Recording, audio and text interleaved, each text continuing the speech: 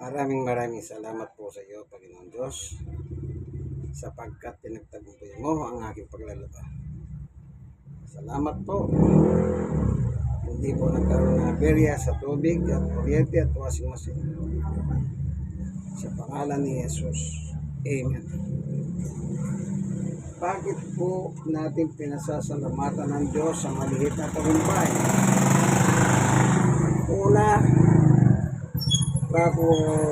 bago ako nagsalang ng laba, binabad ko muna para mamagay yung dumi at lalambot yung tela kasi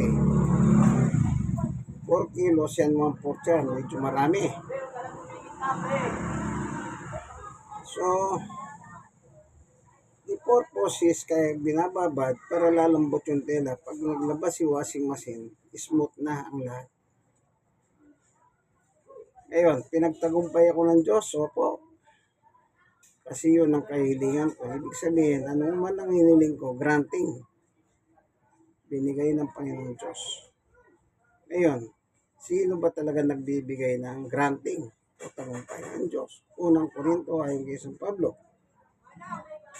15:57, ang tagumpay ay nagmula sa Diyos. Yung pasalamatan mo ang Diyos. Dapat bang pasalamatan mo siya? Opo.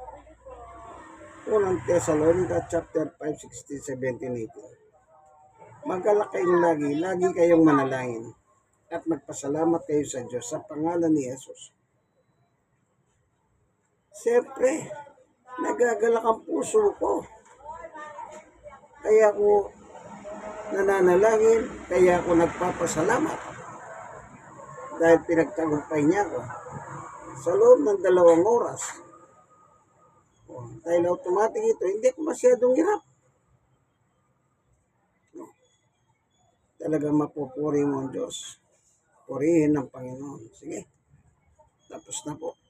Kukunin na lang natin at ilalabas.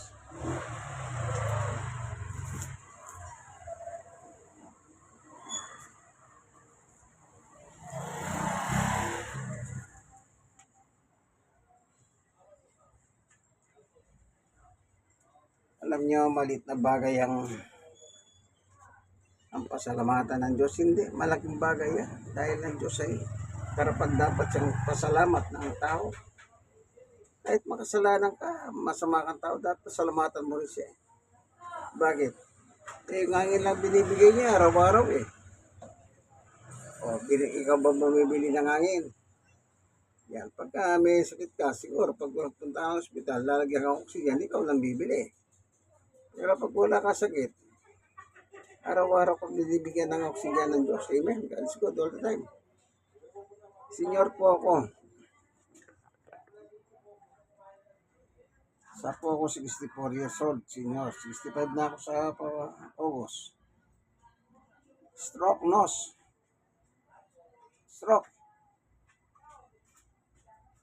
6 years and 8 months. PWD. 6 years and 8 months din po. Magkasunod lang yan. Yung tuhod ko at saka yung stroke. So, wala natin.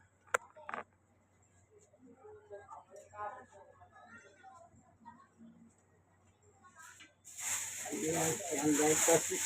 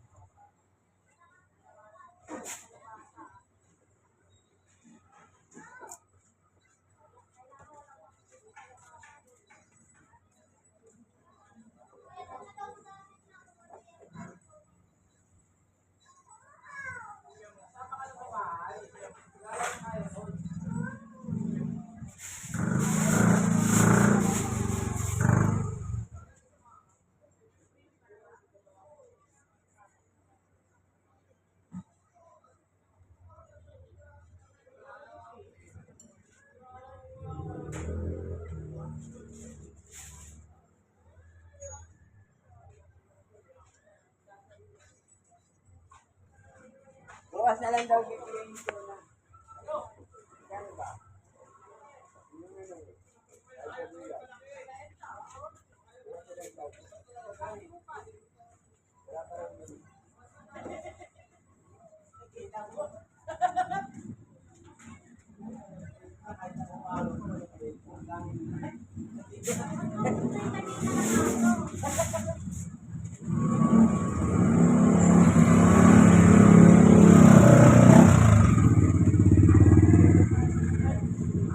Yan po ang buhay. Kailangan pag wala ka ng trabaho, tutulong ka na lang.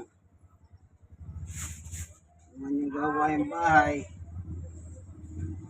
makatulong ka, kaibigan.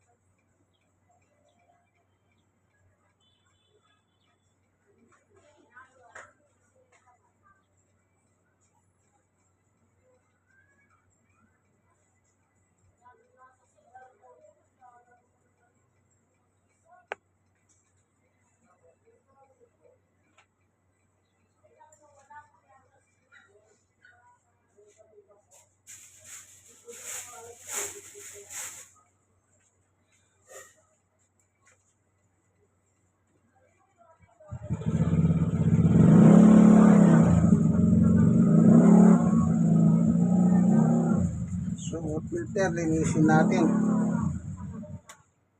Bobombay na lang natin ang tubig para madali matanggal.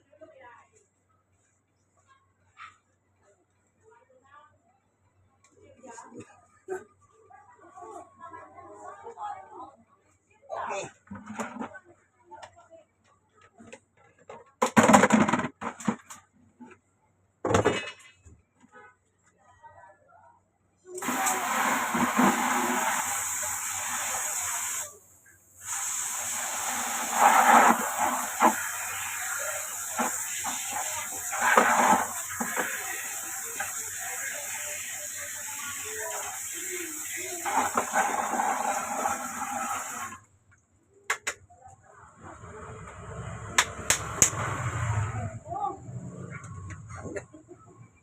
Ang binomba mo, tanggal.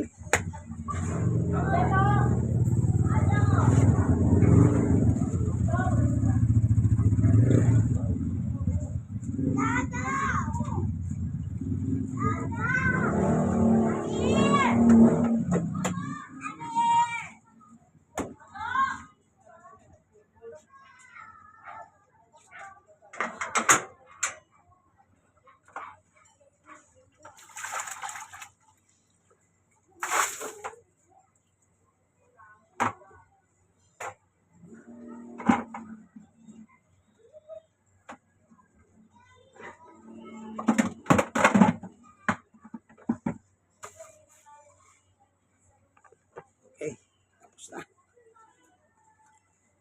Mainit ang panahon.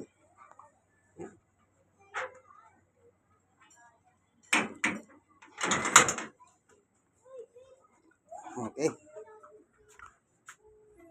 Tatakpan na natin. Kalimutan ko palang lagyan ng ano. Yan na. Ito yung 4 and 1/4 na initiman. Yakit natin doon sa taas sa third, yung maliwanag na yun. Third. So, akit tayo. Third floor. Dahan-dahan ng sagdanan. Senior citizen ako. Stroke nose at PWD yung tuhod ko. May diferensya. Okay, akit na po tayo. Third floor lang. Sa tulong at tawa ng ating Panginoong Yesus. Amen. God is good all the time. Dito tayo. Third floor nito. Sige po, inyong kaibigan kay Jesus, Brother Manny Bautista. God bless us all po. Bye-bye.